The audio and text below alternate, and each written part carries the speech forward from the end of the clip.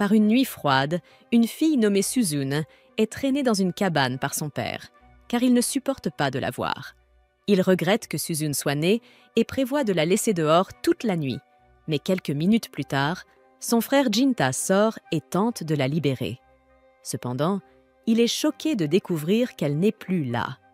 Il court frénétiquement dans le village à sa recherche et finit par la retrouver alors qu'elle traverse un pont pour quitter le village. Il se précipite vers elle et s'excuse de ne pas avoir pu la protéger des abus de leur père, car s'il essayait, il ne ferait que s'attirer des ennuis. Suzune est née avec un œil démoniaque, et comme il s'agit du Japon féodal, elle a été étiquetée comme une enfant maudite et traitée comme un parasite sans valeur. Elle sait qu'il lui est impossible de mener une vie normale avec un œil pareil, alors elle dit à Jinta de rentrer chez lui sans elle. Jinta reste là un instant, réfléchissant à sa prochaine décision, et finit par comprendre qu'il aime sa sœur plus que le reste de la famille.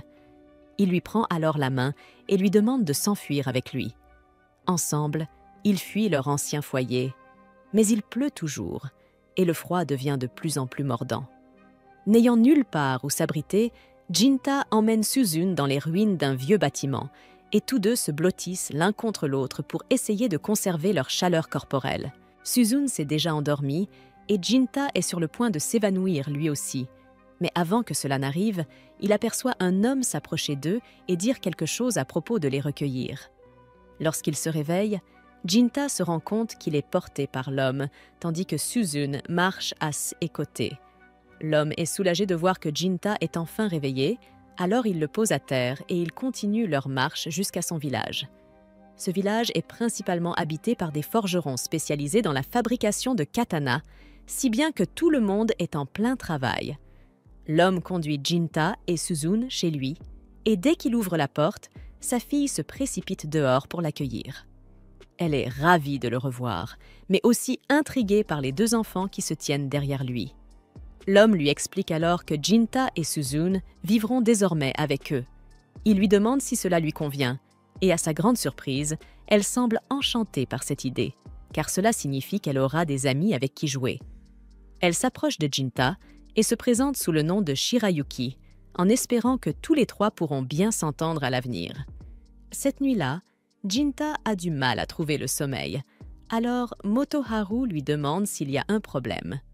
Motoharu est en train de nettoyer son épée, ce qui pousse Jinta à lui demander s'il est un samouraï. Mais Motoharu lui répond qu'il est en réalité un sentinelle, chargé de protéger des personnes et des lieux importants.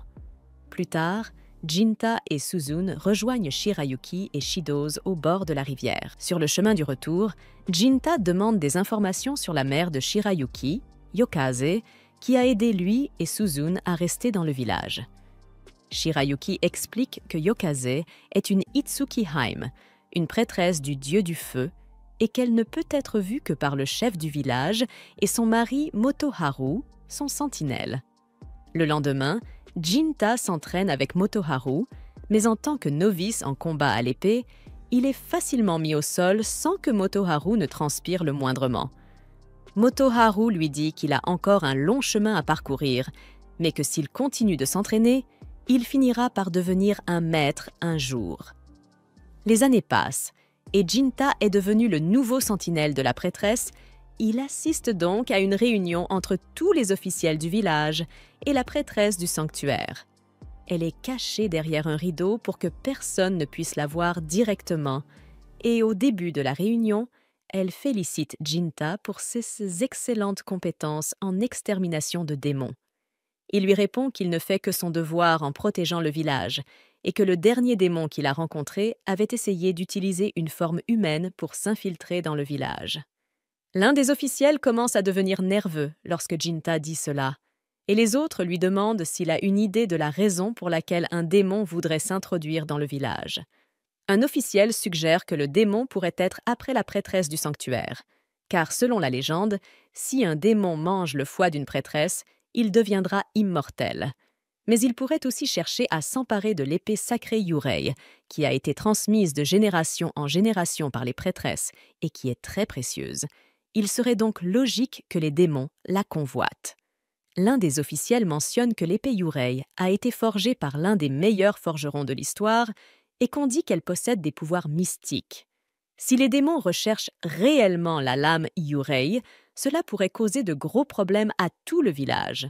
Alors le chef ordonne à tout le monde de rester vigilant. Mais Kiyomasa affirme qu'il n'y a aucune raison de s'inquiéter, car lui et Jinta sont chargés de protéger la prêtresse du sanctuaire.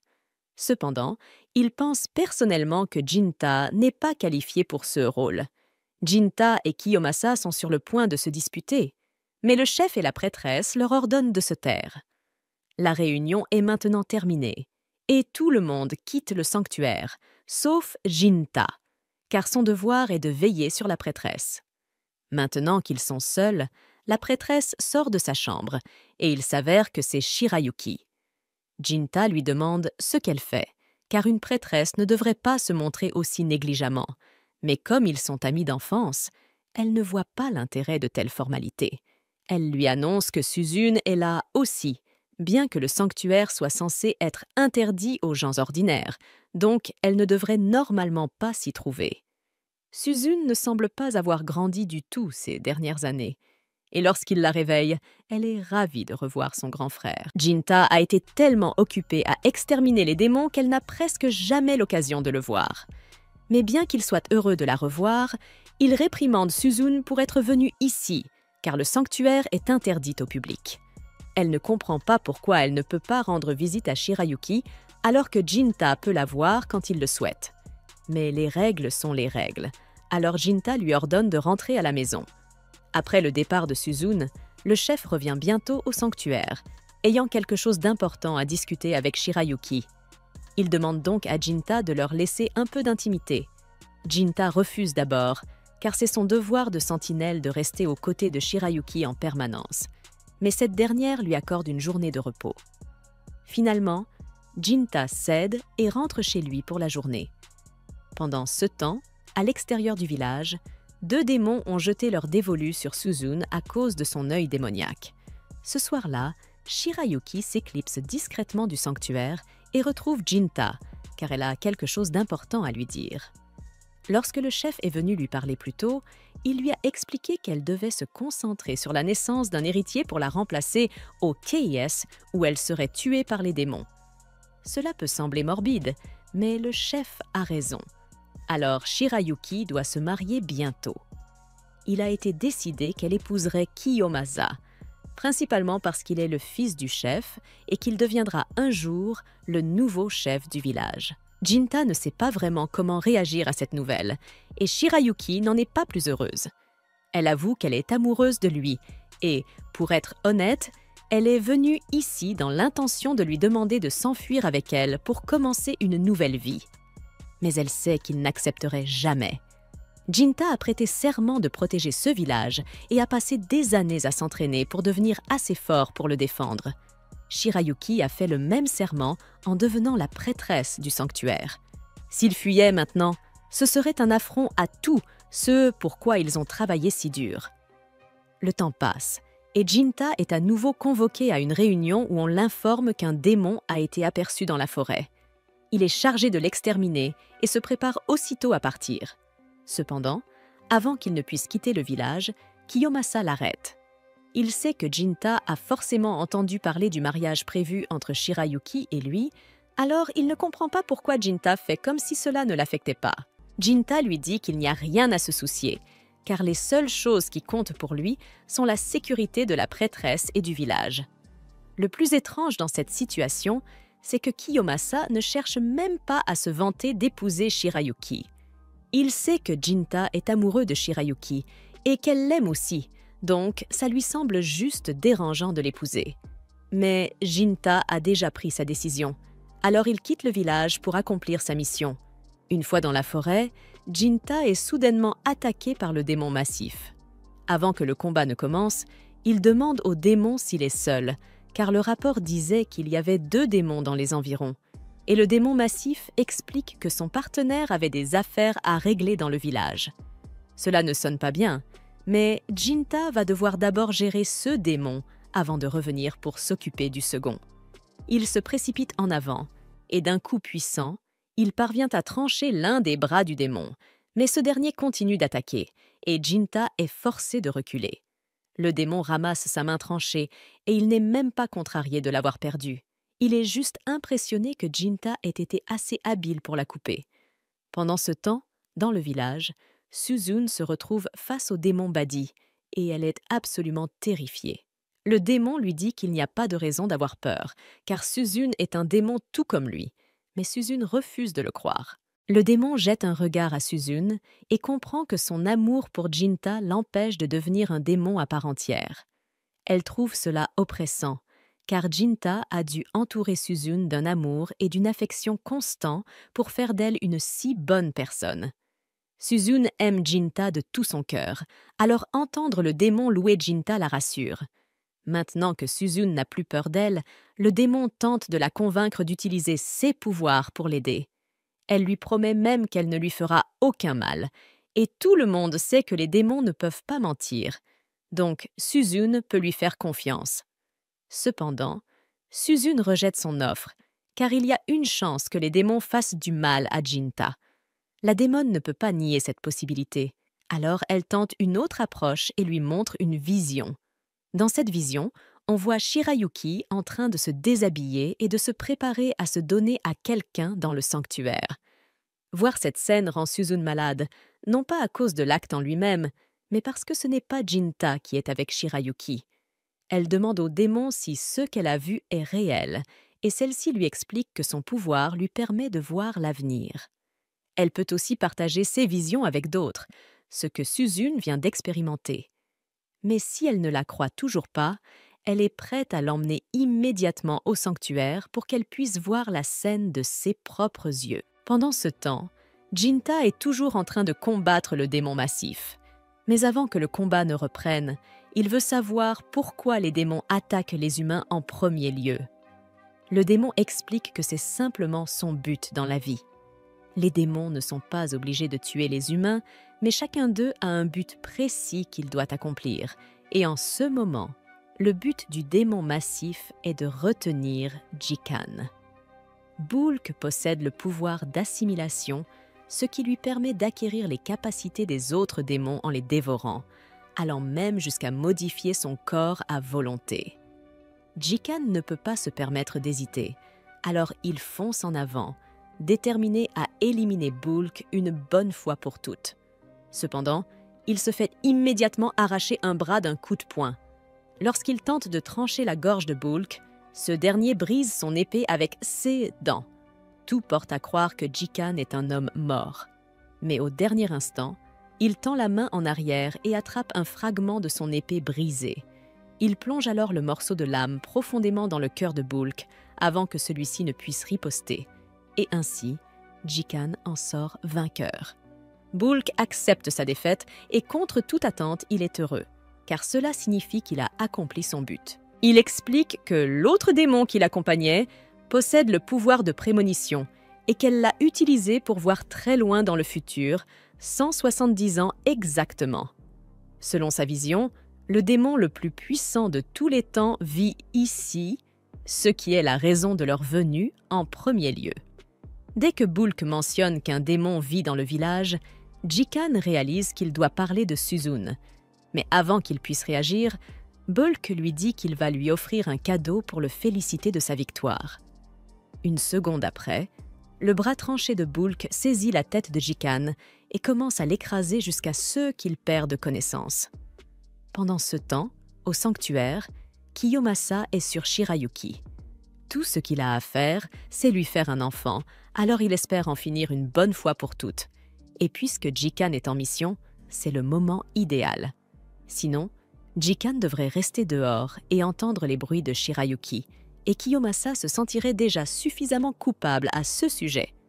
Cependant, avant que quoi que ce soit ne se passe, la démoniaque jeune fille déchire les rideaux pour montrer à Suzune ce qui se passe, et cette dernière est absolument dévastée. Au même moment, Jinta se réveille dans la forêt, et pour une raison inconnue, son bras manquant a été restauré. Mais il n'a pas le temps de s'attarder sur ce mystère, car Suzune pourrait être en danger, alors il se met à courir en direction du village. Pendant ce temps, Suzune essaie encore de comprendre ce qu'elle vient de voir. C'était insupportable de voir Jinta amoureux de Shirayuki, mais Suzune était prête à l'accepter tant que Jinta était heureux. Elle était même allée jusqu'à empêcher son propre corps de grandir pour ne pas se mettre en travers de la relation entre Jinta et Shirayuki. Mais maintenant, elle découvre que Shirayuki va épouser un autre homme. C'en est trop. Suzune craque et sombre dans la folie. Elle est furieuse que Shirayuki trahisse l'amour de Jinta, et après quelques paroles suggestives de la part de la démone, Suzune prend une décision radicale. Elle va la tuer. Son pouvoir démoniaque s'éveille soudainement, et une fumée noire envahit toute la pièce tandis que Suzune prend une forme adulte.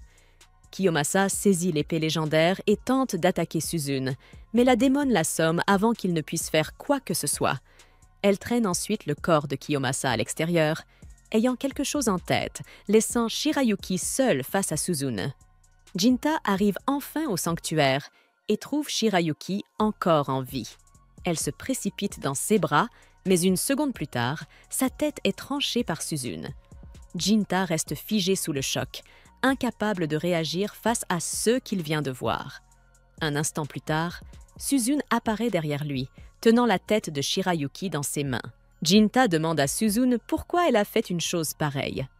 Suzu commence alors à expliquer toute l'histoire du mariage de Shirayuki avec un autre homme, mais Jinta le savait déjà. Et même s'il ne l'avait pas su, cela ne lui donnait pas le droit de tuer Shirayuki. Kiyomasa comprend alors que la Suzune qu'il connaissait autrefois n'existe plus. Avec la mort de Shirayuki, il ne lui reste plus rien, si ce n'est la haine. Le bras démoniaque commence à s'intégrer au reste de son corps, transformant Jinta. Désormais, il regarde Suzune avec un mépris absolu. Elle ne comprend pas pourquoi il la regarde ainsi, comme s'il la haïssait, alors qu'elle n'a fait que tout cela pour le rendre heureux. Elle en conclut que Jinta va l'abandonner, comme tout le monde l'a fait avant lui. Face à cette idée insupportable, elle décide de le tuer. Cependant, lorsqu'elle lui plante sa lame dans le ventre, elle réalise que cela ne lui a presque rien fait. En retour, Jinta lui enfonce son poing en pleine poitrine, lui transperçant le corps. Suzune parvient malgré tout à survivre à ce coup dévastateur. Alors que Jinta s'apprête à l'achever, la démone s'interpose au dernier moment et se sacrifie pour sauver Suzune. Avant de mourir, elle dit à Suzune de fuir pendant qu'elle en a encore l'occasion. Suzune commence alors à s'éloigner, mais avant de partir, elle lance un dernier regard à Jinta et lui dit qu'elle n'a plus rien dans ce monde. Peu importe le temps que cela prendra, elle détruira tout. Et lorsque le dernier jour arrivera, elle reviendra pour le tuer, pour l'avoir trahi. Dans les années 1850, Jinta, désormais connu sous le nom de Jinya, s'était forgé une excellente réputation en tant que chasseur de démons. Un jour, il est donc convoqué par un homme riche pour une mission spéciale. L'homme présente Jinya à son assistant, Zenji, et lui dit qu'il peut demander à Zenji tous les détails supplémentaires concernant le travail. Il se lève ensuite et quitte la pièce. Zenji salue alors Jinya et lui demande ce qu'il sait déjà. L'homme a déjà parlé à Jinya de sa fille bien-aimée, Natsu, et de son souhait que Jinta la protège d'un démon qui serait récemment apparu. Mais l'histoire est un peu plus compliquée. En gros, Jinya va travailler comme garde du corps de Natsu, car depuis qu'elle a eu 13 ans, elle affirme entendre un démon à l'extérieur de sa chambre. Le démon répète sans cesse des phrases comme « Rends-moi ma fille », ce qui terrifie Natsu, qui a peur d'être enlevée par lui. En parlant de Natsu, elle fait soudainement irruption dans la pièce à la recherche de Zenji. Elle remarque Jinya assis là et suppose qu'il s'agit du garde du corps que son père a dit vouloir engager. Mais lorsque Jinya essaie de se présenter, elle le coupe immédiatement. Elle ne veut rien avoir à faire avec lui et lui ordonne de partir sur le champ, persuadée qu'il n'est qu'un escroc prétendant être un chasseur de démons. Zenji essaie de la convaincre que Jinya est un véritable chasseur de démons, expliquant que son père a fait de gros efforts pour le trouver. Mais Natsu refuse d'écouter et exige que Zenji mette Jinya dehors. Plus tard dans la nuit, Natsu est assise dans son lit, encore effrayée à l'idée que le démon revienne. Zenji arrive alors et s'installe devant sa porte pour la rassurer. Avoir Jinya aurait probablement été mieux, mais puisque Natsu l'a chassé, c'est Zenji qui doit jouer le rôle de garde du corps à sa place. Il n'est pas sûr d'être très utile en CAS de combat contre un démon, mais si cela peut l'aider à se sentir en sécurité, il lui promet de monter la garde jusqu'au matin pour qu'elle puisse dormir. Natsu est heureuse que Zenji soit venu la protéger, mais il doute tout de même qu'un démon apparaisse vraiment. Natsu est déçu d'entendre que Zenji ne la croit pas entièrement. C'était pareil avec son père, d'ailleurs. Sinon, pourquoi aurait-il engagé un samouraï douteux pour tuer un démon ? Zenji ne peut pas affirmer avec certitude que le père de Natsu croit en l'existence des démons, mais il peut lui garantir qu'il prend la situation très au sérieux. Il tient profondément à elle, même s'ils ne sont pas liés par le sang. À ce moment-là, Natsu entend à nouveau la voix du démon, ce qui lui donne des frissons dans tout le corps. Elle supplie Zenji de l'aider, mais lorsqu'il voit lui aussi le démon, il est tout aussi terrifié qu'elle. Il dit à Natsu de rester dans sa chambre pendant qu'il s'occupe de la situation, même s'il n'a aucune idée de comment vaincre cette créature. Juste avant que le démon ne puisse mettre la main sur Zenji, son bras est soudainement tranché par Jinya. Jinya demande d'abord au démon de s'identifier, mais comme il ne répond pas, il décide de le couper en deux d'un seul coup d'épée. Le démon s'effondre au sol et se désintègre en une fumée noire, ce qui signifie que Zenji et Natsu sont en sécurité. Pour l'instant. Natsu reconnaît Jinya comme le samouraï qu'elle avait mis dehors plus tôt dans la journée. Il se retourne alors et lui demande si elle pense toujours qu'il est un escroc. Natsu lui demande si le démon est mort, mais le tuer n'est pas aussi simple. D'après l'expérience de Jinya, les démons ne meurent véritablement que lorsqu'ils se transforment en brume blanche.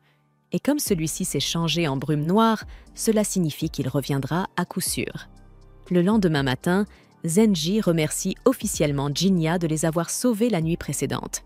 Et puisque le démon va revenir, il lui demande de rester une nuit de plus. Jinya répond qu'il serait ravi d'aider, mais il a quelques questions à poser à propos de Natsu. Depuis qu'il a entendu le démon dire « Rends-moi ma fille », il se demande s'il y a une histoire derrière tout ça. Zenji explique que les parents biologiques de Natsu faisaient partie de la famille élargie du patron, mais qu'ils sont décédés il y a quelque temps.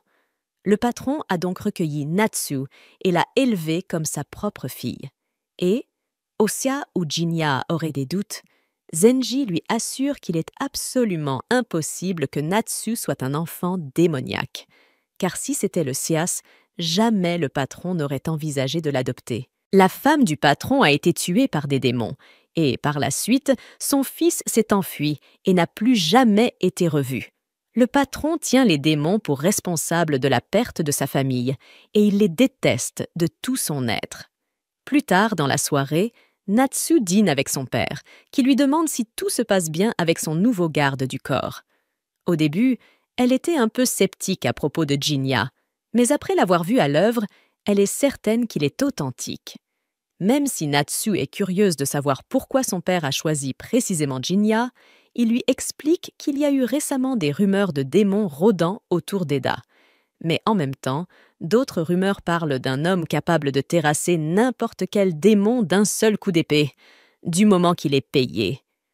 Le père de Natsu a personnellement vérifié ces rumeurs, donc il savait qu'il n'y aurait pas de meilleure personne à engager comme garde du corps pour sa fille. Natsu est heureuse d'apprendre que son père l'a réellement prise au sérieux lorsqu'elle lui a parlé du démon, car son amour est tout, ce qui compte pour elle. Natsu a été très heureuse depuis que Juzo l'a adoptée, mais en même temps, elle est constamment tourmentée par toutes les rumeurs méchantes que les gens colportent à son sujet. Plus tard dans la nuit, Zenji et Jinya sont assis devant la chambre de Natsu, comme prévu, lorsque celle-ci sort soudainement et demande à Jinya de lui dire son nom, car elle ne l'avait pas laissé se présenter auparavant. Son père semble avoir beaucoup d'estime pour lui, alors elle a décidé qu'elle allait, elle aussi, lui accorder sa confiance. Jinya remarque que Natsu est très attachée à son père adoptif, Juzo, mais c'est normal. Il l'a recueillie et lui a offert un foyer, et elle lui en est profondément reconnaissante. Puisqu'ils sont sur le sujet, Jinya lui demande s'il est vrai que Juzo avait un fils qui s'est perdu, selon une rumeur qu'il a entendue. Mais dès qu'il aborde le sujet, Natsu s'écrie qu'elle n'en sait rien. C'est clairement un sujet sensible pour elle, alors Jinya décide de ne pas insister pour ne pas la blesser davantage. Natsu lui demande ensuite s'il est possible qu'un humain et un démon aient un enfant ensemble. Jinya lui répond que oui, alors Natsu commence à se demander si elle pourrait vraiment être la fille du démon qui ne cesse de les attaquer. Mais Jinya la rassure en lui affirmant qu'elle n'a aucun lien avec ce démon. Natsu lui demande comment il peut en être aussi sûr, et Jinya lui explique qu'il a un certain passif avec ce démon. Il sait donc que ce n'est pas la mère de Natsu. Dans ce monde, il existe plusieurs façons pour un démon de naître. Un démon peut naître de deux parents démons, d'un démon et d'un humain, ou, dans de rares séas, apparaître spontanément, à partir de rien.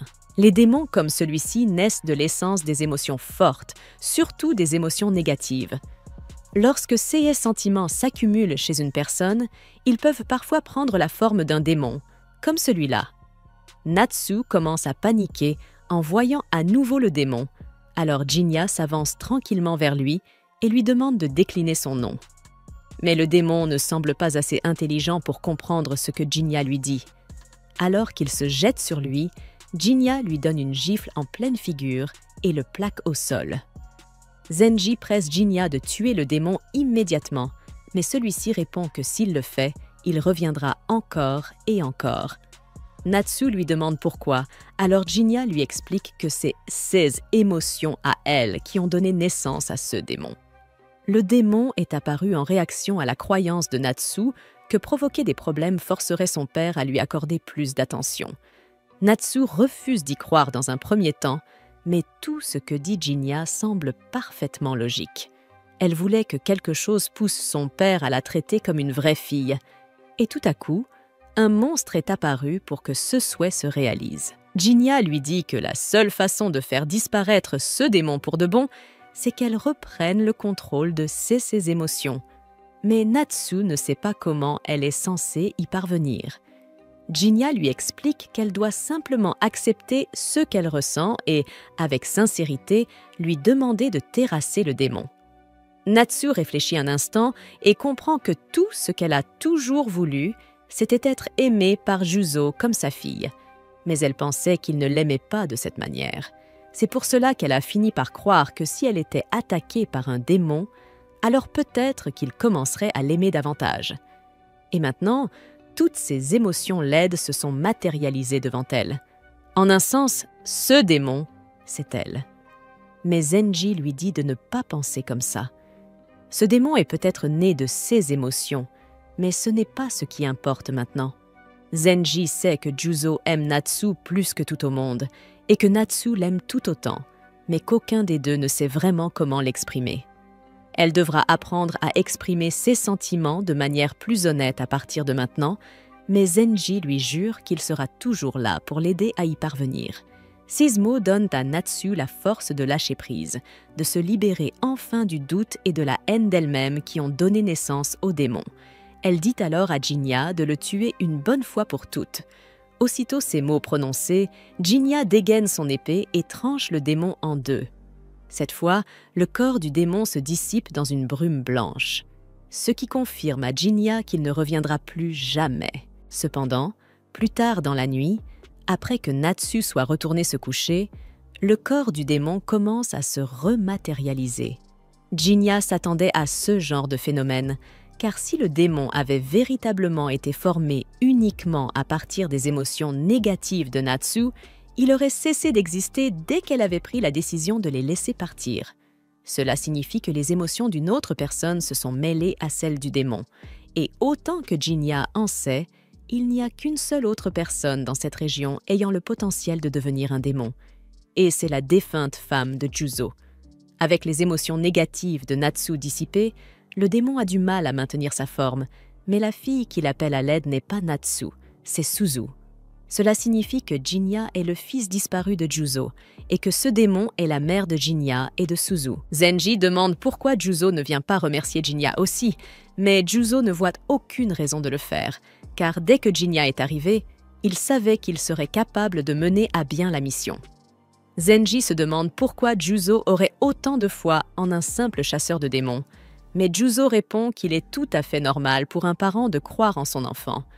Les autres doivent encore découvrir que Jinya est le fils de Juzo, et Juzo n'a pas l'intention de leur expliquer. Alors il dit à Zenji de retourner travailler, sinon il sera rétrogradé.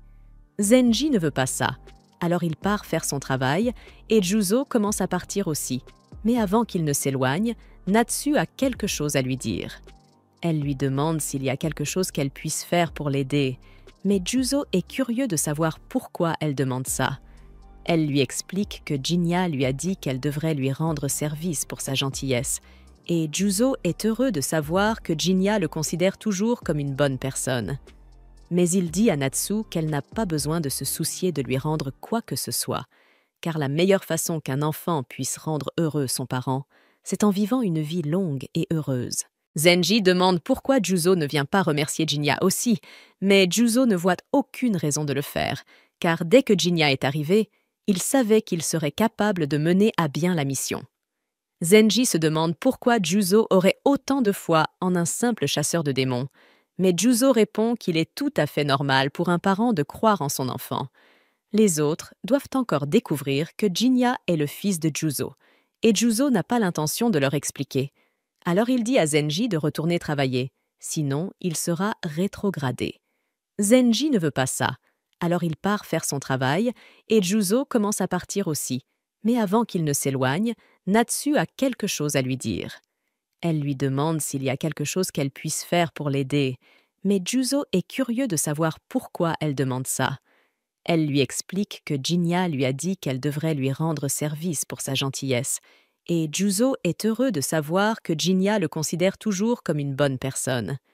Mais il dit à Natsu qu'elle n'a pas besoin de se soucier de lui rendre quoi que ce soit, car la meilleure façon qu'un enfant puisse rendre heureux son parent, c'est en vivant une vie longue et heureuse. Nous faisons maintenant un bond dans le temps jusqu'à l'année 1853. Dans un petit restaurant, le cuisinier râlait à propos des navires étrangers qui devenaient de plus en plus agressifs le long des côtes japonaises, tandis que l'empereur ne faisait rien pour y remédier.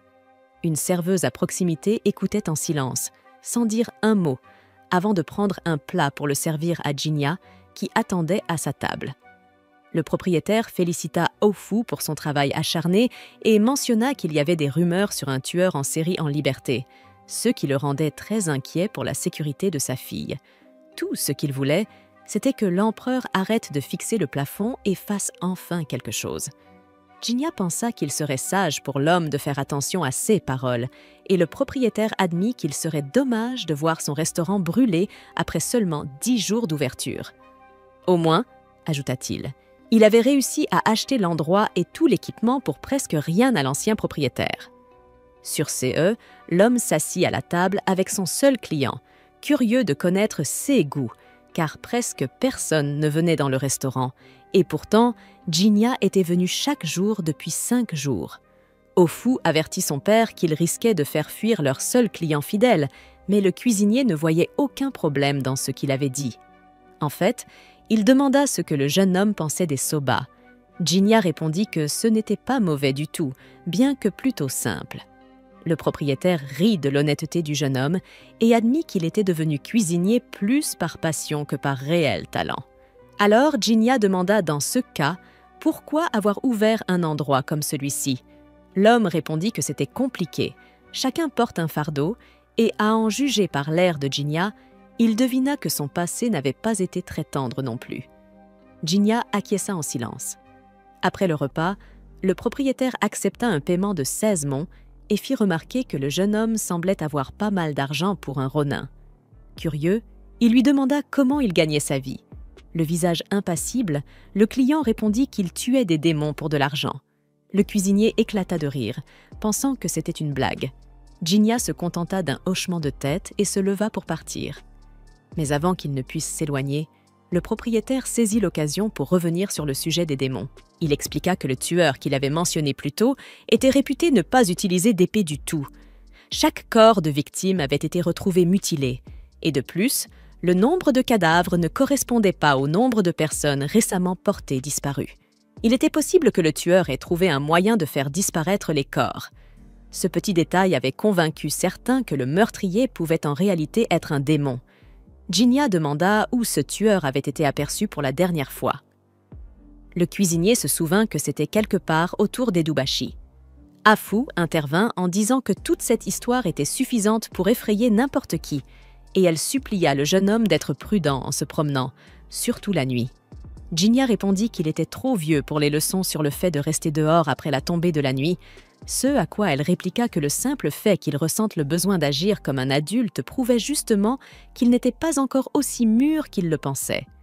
Plus tard cette nuit-là, alors que la lune brillait haut dans le ciel, le Ronin attendait patiemment sur un quai à Edobashi, espérant que le soi-disant démon se montrerait. Mais, comme c'est souvent le kias dans la vie, les choses ne se passent pas toujours comme on l'espère. Alors il se retourna finalement pour partir. C'est alors qu'une femme poussa un cri.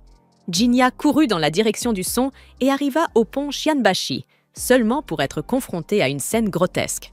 3 hommes morts gisaient dans l'obscurité. Il tourna la tête de gauche à droite, scrutant la zone à la recherche du coupable, mais les lieux étaient déserts. Il s'accroupit près des corps, examinant la façon dont ils avaient été tués. Ce qui le frappa en premier, c'est que les 3 victimes étaient des hommes, alors que le cri qu'il avait entendu était clairement celui d'une femme. Sans avertissement, une entaille lui trancha l'abdomen, mais il n'y avait personne.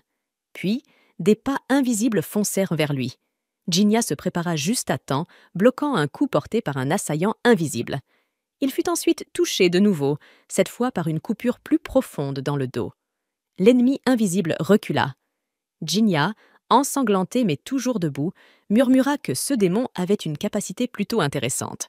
Heureusement pour lui, il n'y avait aucun survivant, car à présent, prenant lui-même une forme démoniaque, Jinya n'avait plus besoin de se retenir. Il expliqua que le tueur qu'il avait mentionné plus tôt était réputé ne pas utiliser d'épée du tout. Chaque corps de victime avait été retrouvé mutilé, et de plus, le nombre de cadavres ne correspondait pas au nombre de personnes récemment portées disparues. Il était possible que le tueur ait trouvé un moyen de faire disparaître les corps. Ce petit détail avait convaincu certains que le meurtrier pouvait en réalité être un démon. Jinya demanda où ce tueur avait été aperçu pour la dernière fois. Le cuisinier se souvint que c'était quelque part autour d'Edobashi. Afu intervint en disant que toute cette histoire était suffisante pour effrayer n'importe qui, et elle supplia le jeune homme d'être prudent en se promenant, surtout la nuit. Jinya répondit qu'il était trop vieux pour les leçons sur le fait de rester dehors après la tombée de la nuit, ce à quoi elle répliqua que le simple fait qu'il ressente le besoin d'agir comme un adulte prouvait justement qu'il n'était pas encore aussi mûr qu'il le pensait. Plus tard cette nuit-là, alors que la lune brillait haut dans le ciel, le Ronin attendait patiemment sur un quai à Edobashi, espérant que le soi-disant démon se montrerait. Mais, comme c'est souvent le kia dans la vie, les choses ne se passent pas toujours comme on l'espère. Alors il se retourna finalement pour partir. C'est alors qu'une femme poussa un cri. Jinya courut dans la direction du son et arriva au pont Shianbashi, seulement pour être confronté à une scène grotesque.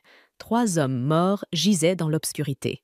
Il tourna la tête de gauche à droite, scrutant la zone à la recherche du coupable, mais les lieux étaient déserts. Il s'accroupit près des corps, examinant la façon dont ils avaient été tués. Ce qui le frappa en premier, c'est que les 3 victimes étaient des hommes, alors que le cri qu'il avait entendu était clairement celui d'une femme. Sans avertissement, une entaille lui trancha l'abdomen, mais il n'y avait personne. Puis, des pas invisibles foncèrent vers lui. Jinya se prépara juste à temps, bloquant un coup porté par un assaillant invisible. Il fut ensuite touché de nouveau, cette fois par une coupure plus profonde dans le dos. L'ennemi invisible recula. Jinya, ensanglanté mais toujours debout, murmura que ce démon avait une capacité plutôt intéressante. Heureusement pour lui, il n'y avait aucun survivant, car à présent, prenant lui-même une forme démoniaque, Jinya n'avait plus besoin de se retenir. C'est à ce moment-là que Mozuki révèle que le tueur ne tue que les hommes sur place. Il enlève les femmes. Il le sait parce que sa propre femme, Etsu, a été enlevée par ce monstre. C'était une femme au grand cœur qui, même en sachant que son mari était un démon, ne cessa jamais de l'aimer.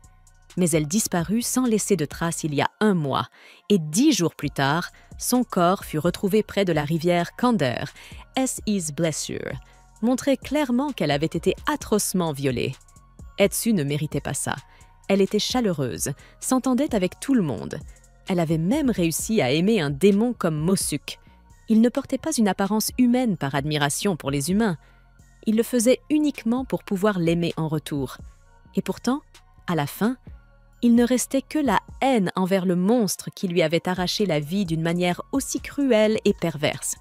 C'est pourquoi Mosuk veut se venger de ses propres mains. Cela dit, il demande à Genya de rester en dehors de tout ça.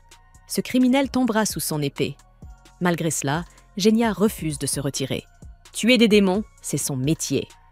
Voyant que Genya ne changera pas d'avis, Mosuk propose qu'ils se séparent pour rechercher le tueur dans différentes parties de la ville, tout en restant en contact et en partageant leurs découvertes. Quoi qu'il en soit, il espère que Genya aura la décence de le laisser achever cette affaire lui-même. Genya lui demande alors si la vengeance est vraiment ce qu'il veut. Non pas parce qu'il doute de ses intentions, mais parce que le tueur soit humain ou démon, cela ne changera pas le poids que Mosuk portera jusqu'à la fin de sa vie. Mosuk répond simplement par quelque chose pour lequel les démons sont connus. Ils ne mentent pas, même pas entre eux. Sur ce, les deux se mettent à travailler ensemble sur l'enquête sans perdre une seconde. Jour après jour, ils partent en quête de réponses. De quoi que ce soit qui puisse les mener à celui responsable des disparitions et des meurtres. Malgré tous leurs efforts, au fil du temps, ils n'ont toujours rien appris sur le tueur. Après une longue et épuisante nuit de recherche, ils décident de mettre fin à leur quête pour la journée et retournent chez Masuk. Entre deux gorgées d'alcool, l'hôte demande pourquoi Genya chasse ses propres semblables. Genya répond que c'est essentiellement pour l'argent. Il n'y a pas beaucoup d'humains dans le pays qui n'aient pas de haine envers les démons et qui ne paieraient pas une belle somme pour les voir morts. Masuk sait que cet homme ne fait rien sans une bonne raison. Il ne jugera jamais les intentions de Genya, surtout en buvant avec l'argent sale de l'homme. Cela dit, quelque chose d'inhabituel se produit. Genya, ou plutôt l'ancien Jinta, éclate de rire à la blague. Masuk demande alors s'il y a une autre raison derrière tout cela. Le Ronin explique qu'il le fait pour gagner du pouvoir, car il a fait de sa mission de vie l'arrêt d'un certain démon. Masuk demande s'il veut dire tuer. Genya répond qu'il était autrefois humain, mais avoir vu la femme qu'il aimait se faire tuer par un démon, c'est ce qui l'a transformé en ce qu'il est aujourd'hui. Depuis ce jour-là, tuer les démons qui menacent les humains lui est devenu une seconde nature. Cependant, Genya ne répond pas directement à la question. Alors Masuk insiste. A-t-il vraiment l'intention de tuer ce monstre? Soudain, l'esprit de Genya est envahi par le souvenir de la journée qu'il a passée au sanctuaire avec sa sœur. Il dit qu'il ne prendra aucune décision avant que leurs chemins ne se croisent à nouveau, mais qu'il aura besoin de pouvoir, quoi qu'il arrive. Après s'être ouvert, Genya retourne la question. Que fera Masuk une fois qu'il aura vengé sa femme? La réponse est franche. Rien. Pour être honnête, une autre raison pour laquelle il a choisi de devenir humain est qu'il déteste la violence. Il ne veut pas être chassé par les humains et il ne veut pas non plus se battre contre les siens.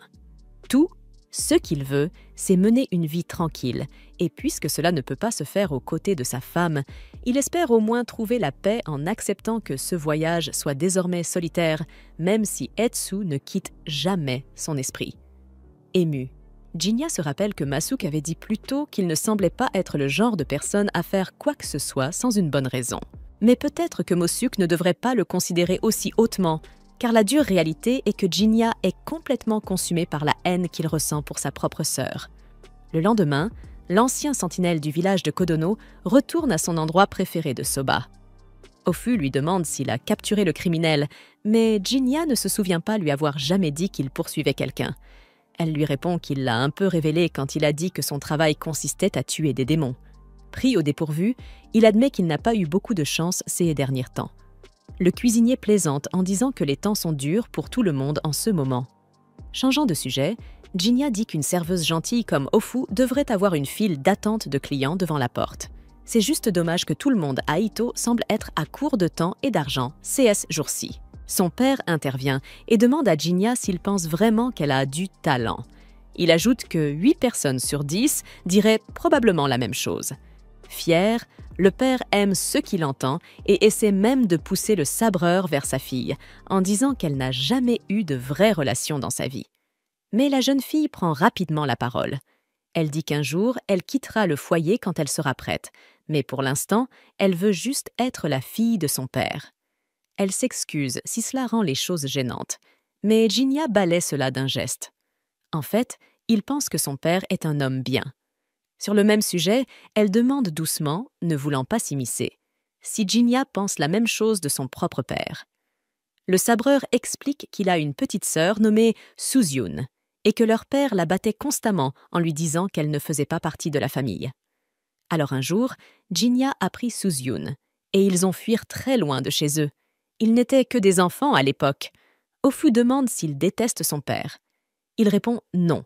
Pour être honnête, il comprend ce que son père ressentait, sauf pour une chose.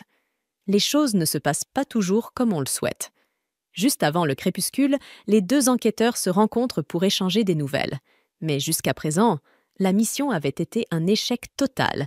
Aucun indice n'était apparu pour commencer à traquer le criminel.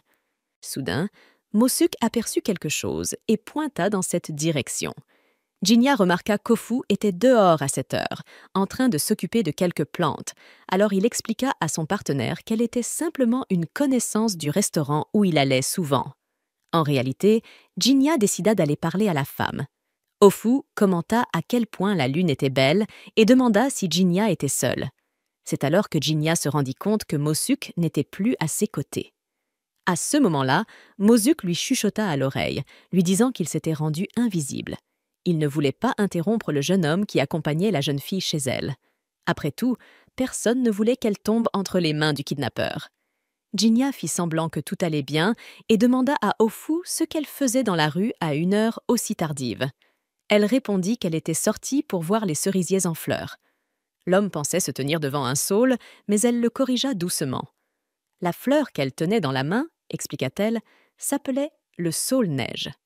À mesure que les couches de fleurs s'ouvraient, elle tombait doucement, presque comme de la neige sur un saule en hiver. C'est de là que venait son nom. Mais ce n'était pas un vrai saule.